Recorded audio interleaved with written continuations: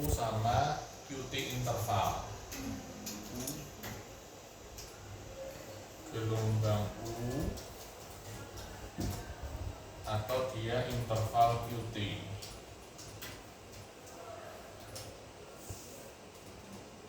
Ya, terus kesan atau kesimpulan. Ya. Nah, ini yang tadi sudah kita coba ya.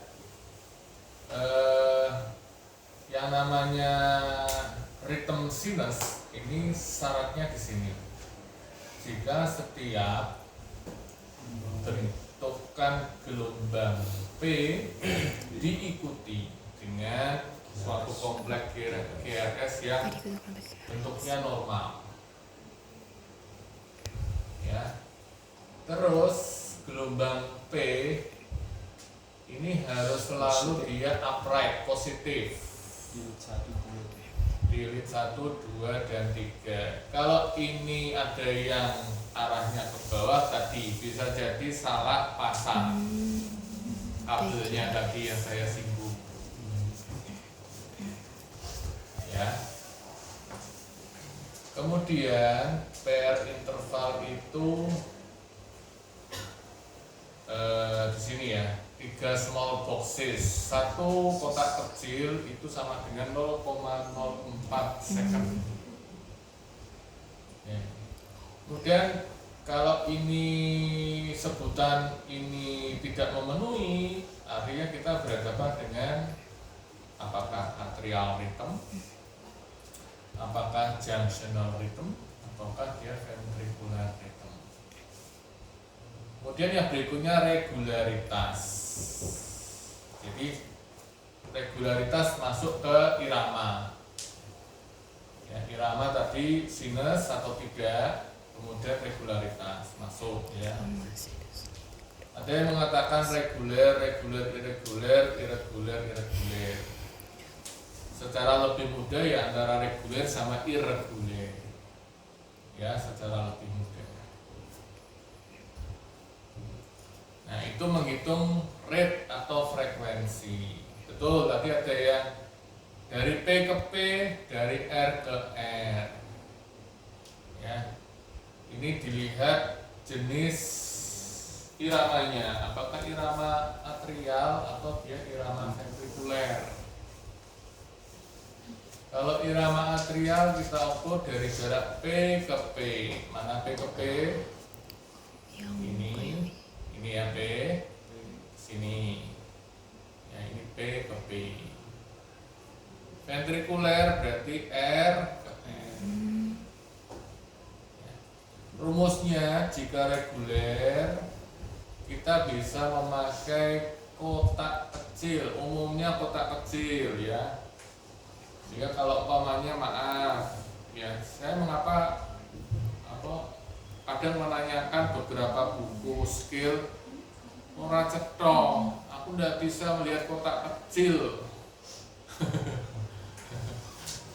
Terus terang ya, saya lebih suka yaitu udah itu di print 3 kita bisa lihat kotak kecilnya secara cetha welo ya. Yaitu rumusnya 1500 dibagi jumlah kotak kecil. Mudah-mudahan nggak ada yang buta warna ya di sini ya. Saya takutnya kalau ada yang buta warna, meskipun kemarin harusnya itu sudah mengikuti tes semuanya. Yang kedua, jika irregular. Nah, irregular kadang-kadang ada sebagian EKG itu kita modifikasi, kita perpanjang salah satu leadnya. Biasanya yang sering kita perpanjang yaitu di lead 2. Coba di situ lihat lead 2. Ya. Jadi lead 2-nya itu diperpanjang. Berapa? Sampai 30 kotak besar. Kalau itu hanya berapa kotak besar itu? Lead 2. Lead 2. Puluhan ya. 20-an mungkin ya. Nah, itu harus kita perpanjang. Paling enggak ini 30 kotak besar. Cukup salah satu lead, biasanya lead 2. Ya, dari situ kita menghitung banyaknya kompleks IRS kali 10. Kenapa kali 10? Kali 10 tuh. Karena ini 30 kotak besar itu sama dengan 6 detik Yang 1 menit. dalam 1 menit. Artinya berarti 60 detik. Paham ya? Oh, paham. Paham ya? Sehingga kenapa harus diperpanjang lead 2? Karena ini kita berhadapan dengan rate atau frekuensi yang irregular. Oh iya, reguler soalnya beda pola ya. Iya. Itu oke, lanjut ya. Oke. Nah, tadi ini sudah dibahas aksis. Ya, termasuk tadi gambarnya juga ada. Ya, ada paling enggak untuk level sampai nanti jadi dokter umum, wis ngerti lah mana yang normal, LAD sama yang RAD. Ya, dilihatnya katanya dilihat di 1 dan FF. AVF. AVF. Ya, di satu. Tapi kok ini 2? Salah nulis. Salah nulis. Khilaf mungkin ya, coba dimaafkan ya beliaunya yang nulis ya. Kan nggak harus nunggu hari raya. Gitu ya. Oke. Nah, ini tadi aku dengar-dengar dari sini ada yang sudah menyebut tinggi, lebar, siapa tadi? Oke, luar biasa.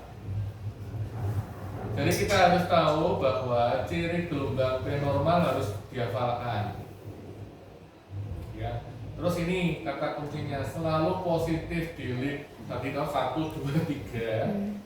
Gitu? Selalu negatif di AVR. Coba dilihat.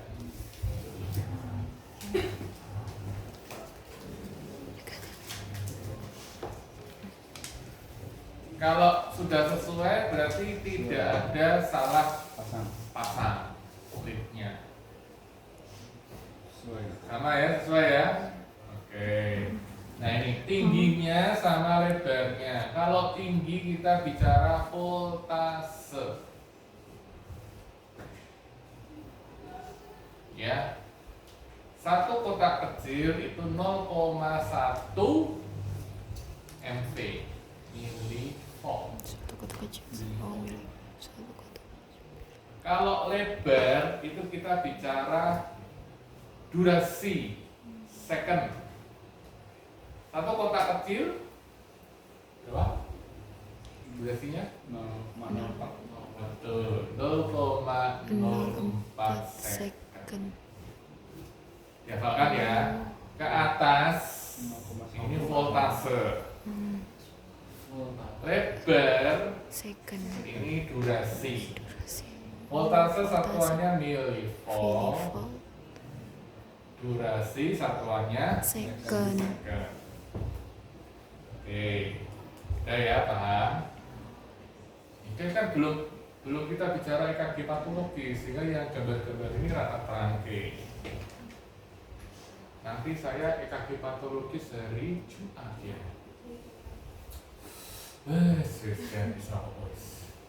Ini PR interval. Jadi yang dinamakan PR interval itu awal gelombang P, jangan pas puncak ngitungnya. Lalu gelombang P. Jadi jangan pas puncak ngitungnya, awal gelombang P. Itu yang namanya PR interval. Nah, sekarang R-nya ngitungnya di mana? Akhir gelombang R. Kok akhir awal gelombang R, maaf, saya koreksi. Jadi yang namanya PR interval itu awal gelombang P, ya, sama awal gelombang R. Itu Itulah yang kita sebut PR interval. Umumnya kalau ini tidak normal, kata lainnya biasanya memanjang karena tidak ada yang memendek. Normalnya sekian.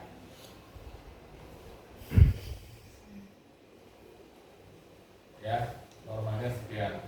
Karena kesepakatan tadi ya, kita sudah menyebut durasi ini detik, saya tidak menyinggung ini milimeter. Nanti kamu bingung soalnya. Ya, jadi ini 0,12 sampai 0,20 detik atau second.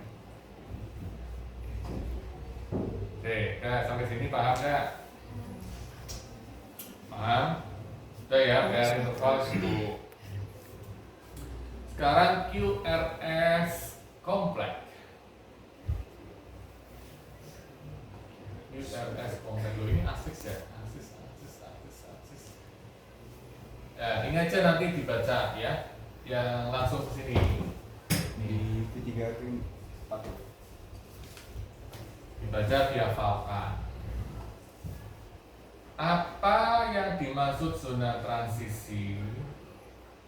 Zona transisi itu secara tampilan pada kertas EKG itu tinggi dari gelombang R dan S ini sama.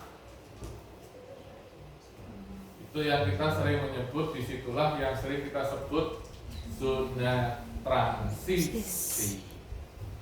Umumnya ada di V3 atau di V4. Coba dicek.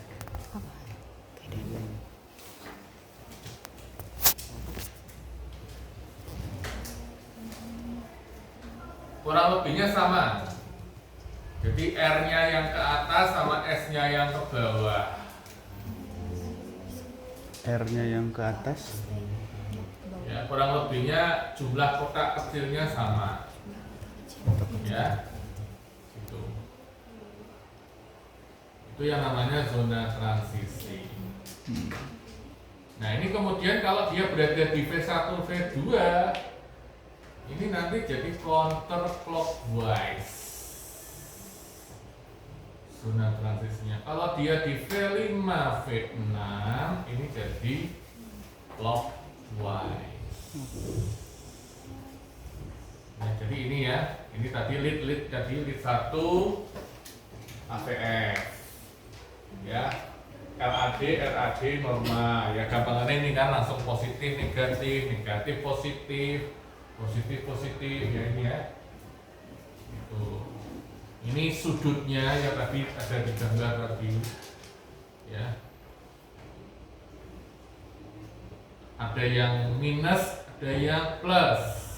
Ya, ini bukan salah ketik ya, tapi memang ada yang minus, ada yang plus.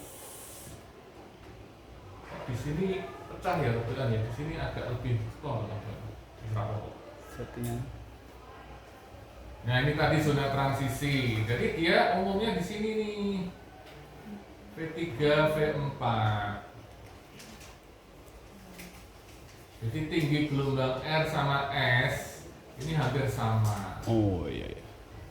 Tapi kalau dia munculnya lebih awal di V2, ini nama nyebutannya counter clockwise.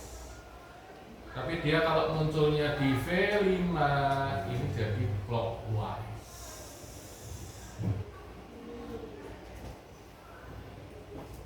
Oke, lanjut ya. ST segmen dan gelombang T.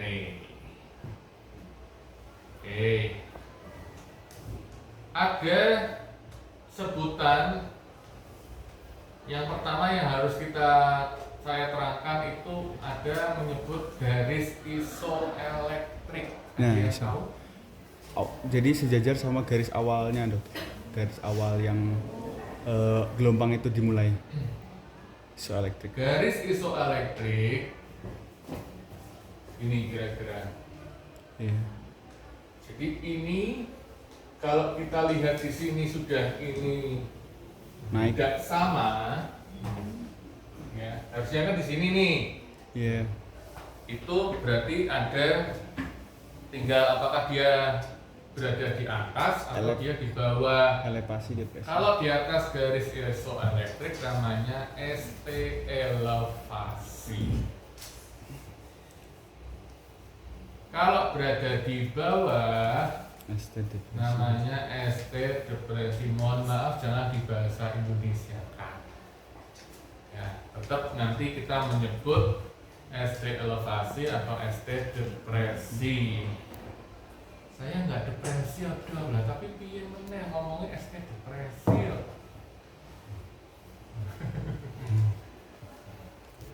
Ya. Sehingga nanti penyakitnya ya namanya ada istilah ST elevasi miokardial infark. Kebalikannya kalau dia ada ST depresi, nama penyakitnya jadinya non ST elevasi miokardial infark. Jadi ada kata-katanya tambahannya non. Oh, non elevasi. Ya ini kalau kita bicara nama diagnosis penyakitnya. Oke, itu ya. Jadi ini tolong diperhatikan garis isoelektrik atau gambarnya ada ya sebelumnya ya. Ini nggak ada. Oke. Nah, nanti kelanjutannya kamu harus menghafalkan ini nih. Ini harus hafal. Ini harus hafal. Tadi saya sebutkan, kadang kita perlu sampai V9. Kalau ternyata memang kita berhadapan dengan kasus ini infark tapi dinding yang posterior, sehingga kita perlu pemasangan ECG itu sampai V9. Dok, ininya berarti kabelnya gimana? Tambahin. Ya, khusus yang ini memang mentok ini sampai V6. Sebetulnya ya ada ini lagi. Ini kan harus ganti lagi ininya. Oh iya. Iya no. VGA-nya ya. Tambahin piye ya ra iso ta.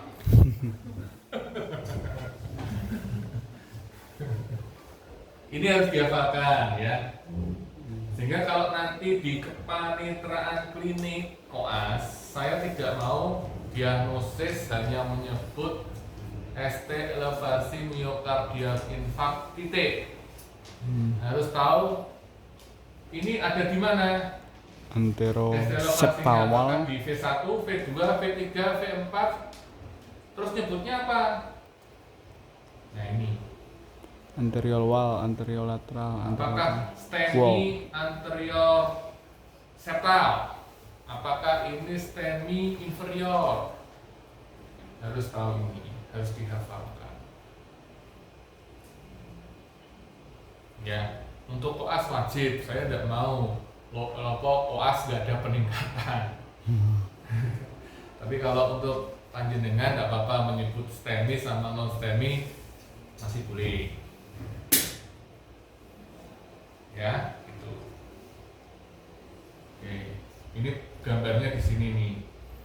Jadi yang namanya pembuluh darah jantung ada yang istilahnya di sini right coronary artery, left main coronary artery, ada LAD, ada LCE.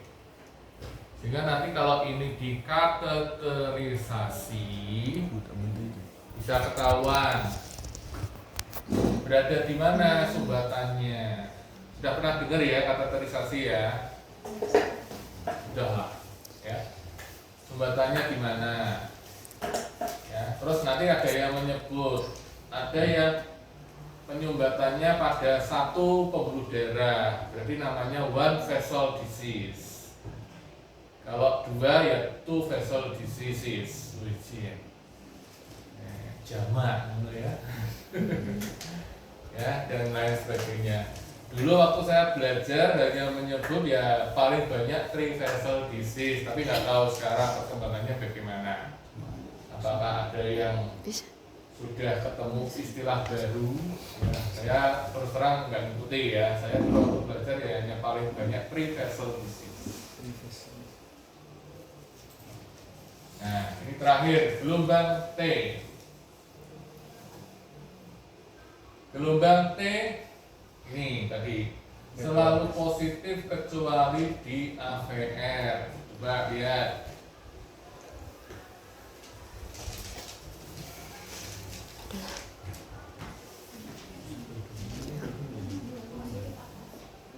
Kecuali di AVR.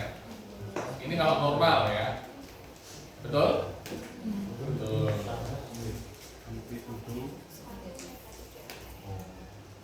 Jadi kalau ini saya nggak ada contohnya. Kalau dia ada T inverted, tapi dia di sadapan yang kecuali AVR, bisa jadi itu ditemukan ada kelainan. Nah, kelainannya tadi ini. Ada yang memang ini hubungannya sama impak, iskemi, ada yang hubungannya dengan imbalance elektrolit. Ya, oke. Gelombang U itu tak carikan ya, coba nih internet ya. Oke, ini DAU malahan ya.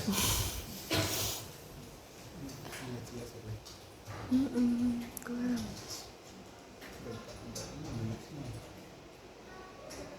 Ada PPT-nya kan? Ada. Sama Laura. Mana ya gelombang U? Yang penting dipakai. Nah ini.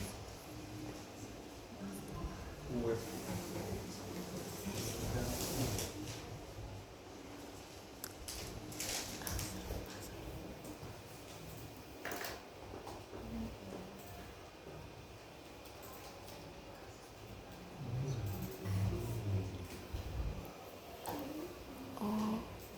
Ya. Setelah gelombang T yang bentuknya selalu ke atas kecuali di ACR, kalau ditemukan ada gelombang U, arahnya juga sama dengan gelombang T tapi lebih kecil, ya. Itu biasa dijumpai bila mana ada gangguan elektrolit. Biasanya kalau ada hipokalemia, ya. Tapi tidak selalu muncul ya, pada orang normal tuh kadang nggak ketemu, nggak ada gelombang U itu. Jadi kalau ketemu, tolong nanti disarankan ada pemeriksaan elektrolit darah. Setelah gelombang T, sebelum nanti muncul gelombang P berikutnya. Bisa semuanya. Ya, karena tadi kan gelombang T itu kan ada di semua sebetulnya. Ya, bisa di semuanya. Tapi jari ini sing cetha itu yang carinya di yang prekordial. Jadi V1, V2, V3 sampai V6. Jari ini. Tapi di semuanya sebetulnya bisa. Oke, terakhir QT interval.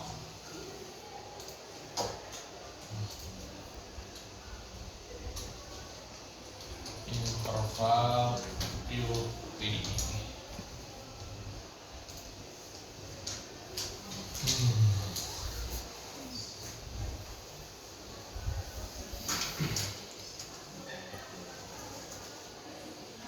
Nanya mana?